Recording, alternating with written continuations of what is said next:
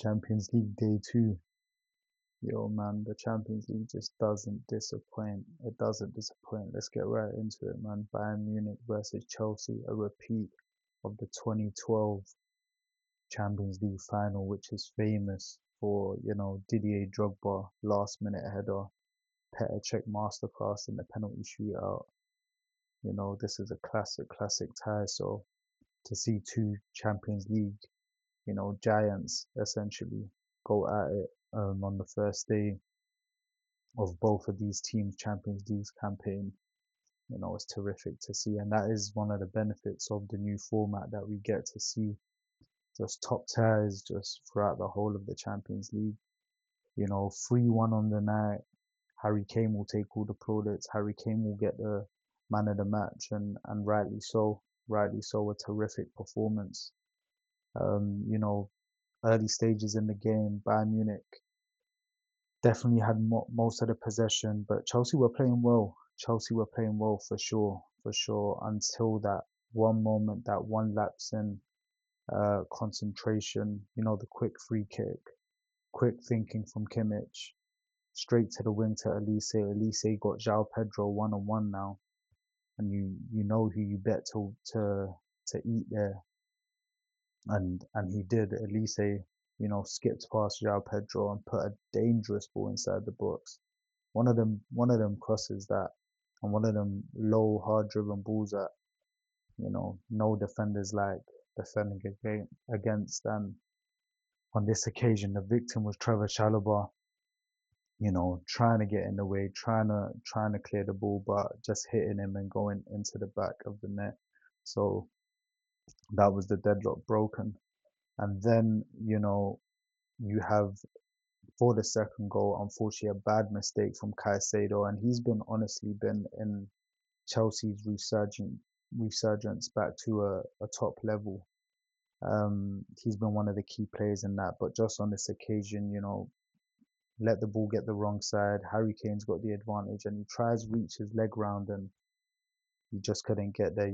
We all know how good Harry Kane is at using his body to protect the ball, and the penalty, Harry Kane behind the penalty, you know what to expect. And he didn't go his usual, side netting left corner, but he actually put it in the right corner this time, just passed it with vim into that corner. So terrific penalty. And then Cole Palmer, what a player.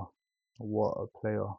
Honestly, Cole Palmer, on the break, 2-0 down, Chelsea needing to find some inspiration, and yet they found it from Cole Palmer. He picks the ball up in his own half, and he really just, the way he ate up that space, carried the ball literally the whole pitch into the danger zone, into their penalty box, Bayern Munich's penalty box, plays a lovely 1-2 with Malo Gusto, and a first time finish into the top left hand corner. Like, Cole Palmer, that is top quality. I mean, he makes it look so easy, but please don't underestimate how difficult it is to do that. Some players, when they've got that much time and space, they don't know what to do, and they end up fluffing their lines. But the composure is on 100, and don't also underestimate the weight of passing to Malo Gusto, and Malo Gusto as well, back to Palmer.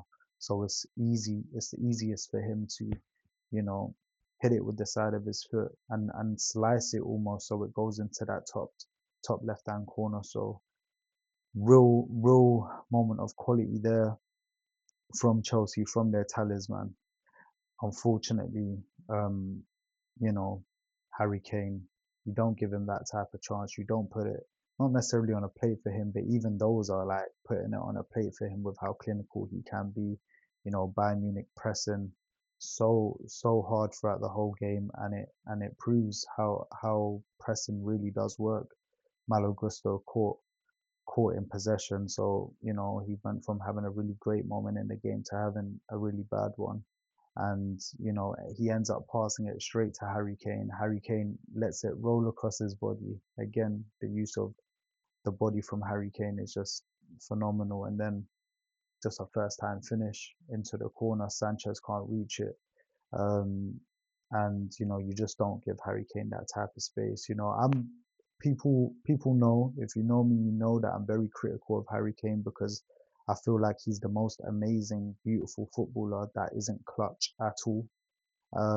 But if you did watch my CL preview, then you know that my prediction for the winners of the CL this year is Bayern Munich. I'm going rogue. I'm going rogue with it. I just hope that Harry Kane can become clutch this tournament and carry this team to a Champions League. I think, the signings they've got, they can do that. So we'll see what happens. We'll see what happens. But terrific from Bayern Munich.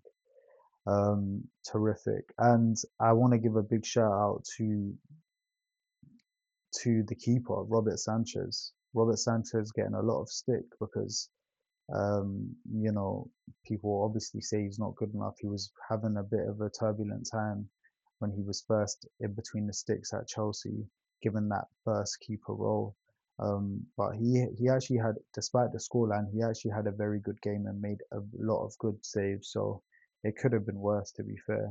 So shout out to Robert Sanchez. But moving forward, Bayern Munich will be happy. 3 points on the board. That's what they expect. Bayern Munich are in that level of club. I always say Bayern Munich are very, very disrespected when people are saying, should Harry Kane leave Tottenham to go to Bayern Munich to break the English Premier League goals record? Like, don't disrespect Bayern Munich like that. I heard Michael Owen saying, so what if he won a Bundesliga? So what if he won the Super Cup? Like, he becoming the PL all-time goal scorer would be better. Brother, stop it, man. You're coming from a righteous place of someone who's won the trophies as well. Like, I just disagree in it. Like, Bayern Munich is such a terrific club, and even playing for them is a privilege. So, and I'm sure Harry Kane knows that. So Bayern Munich very disrespected. I feel like after, like, they're always in the top, I would say, four biggest clubs in the world, no doubt about it. So, they will be looking to win the Champions League this year. Chelsea, Club World Cup champions, they are really an inexperienced team, but a team, how Chelsea are, man. They no matter what position they're in, no matter what state they're in, they will feel like they can win competitions. And you saw that in the Club World Cup, and especially with the teams they beat on the way there, and PSG really, dismantling PSG in the finals. So they'll be disappointed, but still so many games in the league phase to go. So Chelsea will be all right, I reckon. They'll get through, but they will be disappointed with this one. Moving on, another superb tie, Liverpool versus Atletico Madrid. If anything, this is attack, attack, attack versus defense, defense, defense. And both teams have such pedigree in the competition. Obviously, Liverpool a lot more than Atletico, but Atletico are always around in the Champions League in the knockout stages, always participating with great effect. So shout out to them, and it was another phenomenal tie, one to remember. At the beginning of the game, Liverpool with a quick fire double. You know, Atletico Madrid, they pride themselves on their defense. You would have never expect they can see two so quickly. But Mo Salah with a strike deflected off Andy Robertson, and that goes in. Not much Oblak can do about that. The second goal, Mo Salah, just terrific. Honestly, one of the most underrated players because some people say he's not as silky or, like easy on the eye, but there's times where he is really easy on the eye. And this was one of them in terms of his balance and his composure and his finishing. So Liverpool 2-0 up within 6 minutes. But Atletico Madrid, they steadied the ship. They steadied the ship. And then who else? Marcos Llorente. The last time he played against Liverpool, he bagged the brace and he bagged the brace again, and he made it 2-1, he made it 2-2. And that second goal, especially, just to have the confidence to catch the ball in the volley like he did. I know it took a deflection, but you just those are the type of players when in Atletico Madrid, that's the player with a bit more quality in terms of doing those type of things. You don't really imagine, let's say, a Conor Gallagher doing something like that. But shout out Llorente, he's done that again. and made it 2-2 until Liverpool being Liverpool this season. 3-2, dying embers of the game, corner from Szoboszlai, set piece specialist, and Van Dijk. Honestly, he's getting his shirt pulled, he's getting challenged. Anyone else, I did love that about this goal. It's just like, yeah, I'm getting my shirt pulled, but I'm still focused on scoring, and that's exactly what he did. That's exactly what he did. He was getting fouled, and it was a beautiful header into the bottom corner. And listen, elation at Anfield. This is what Anfield is like.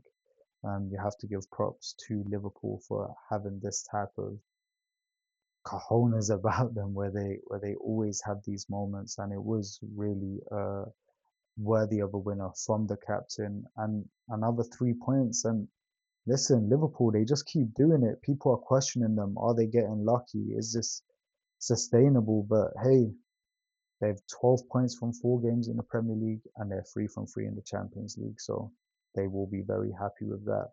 Obviously, Atletico Madrid, they'll be disappointed, but I'm sure they'll bounce back. Obviously, some palaver at the end with Diego Simeone and the fan. It's unfortunate, but Diego Simeone will be alright. It's not his first scuffle, um, or first disrespect.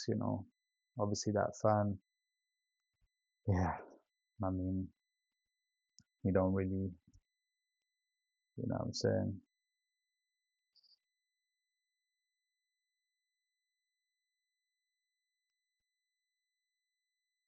But what a great tie.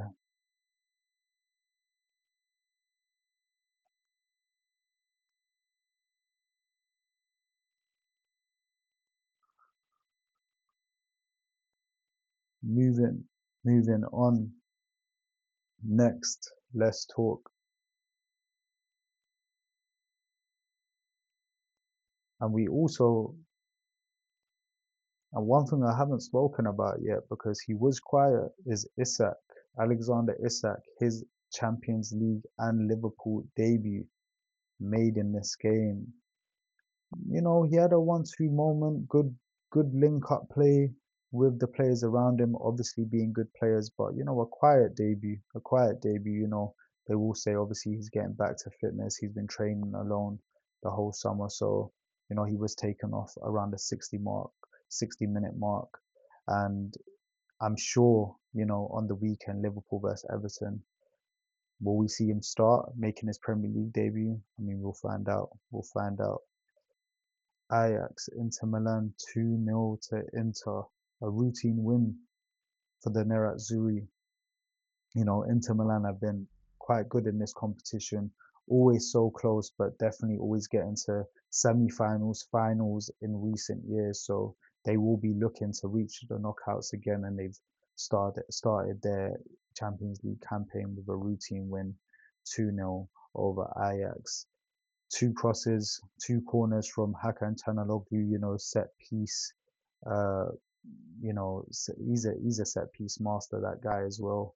And Marcus Thuram, dangerous in the box, two headers, and Inter Milan get over the line. They will be wanting to avenge, their shortcomings in the previous year. So let's see how they do.